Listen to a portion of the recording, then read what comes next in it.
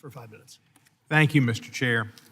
And it has been an honor to serve alongside you here on this subcommittee the past 2 years.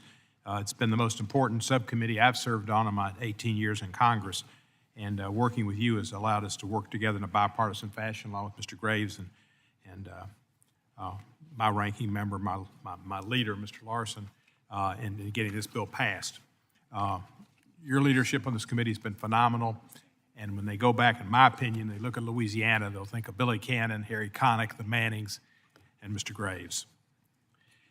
While the 118th Congress is on track to become one of the least productive in U.S. history, that's not the case of this committee, where earlier this year we passed overwhelmingly bipartisan support the long-term FAA Reauthorization bill.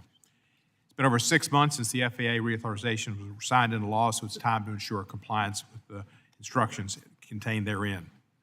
The bill aimed to address numerous challenges facing our aviation system. They include the modernization of safety and technology infrastructure, the integration of new entrants into U.S. skies, including drones that are called airplanes, the shortage of air traffic controllers, and the poor treatment of airline passengers, especially passengers with disabilities.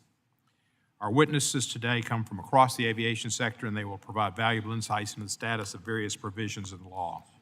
One provision particularly important to me, other than seat sizes, is to implement the overdue NTSB recommendation requiring airplanes flying long overwater routes to have better black box technology, which will allow investigators to recover flight data and cockpit recordings without the need to search the ocean floor.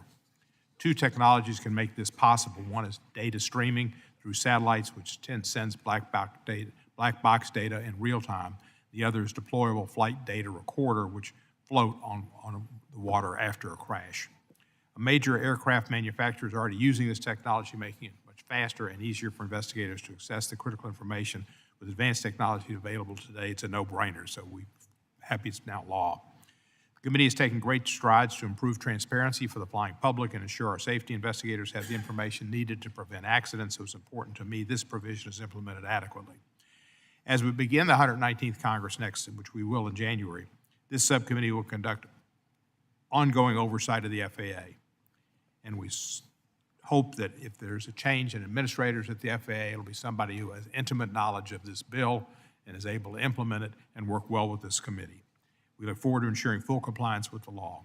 We will also work to provide the resources necessary for the FAA to carry out its statutory authority and to enact any additional legislation necessary to ensure the safety and efficiency of our nation's airspace. Thank you to our witnesses for being here today. Thank you, Mr. Graves, for your service and your friendship, and I look forward to our discussion.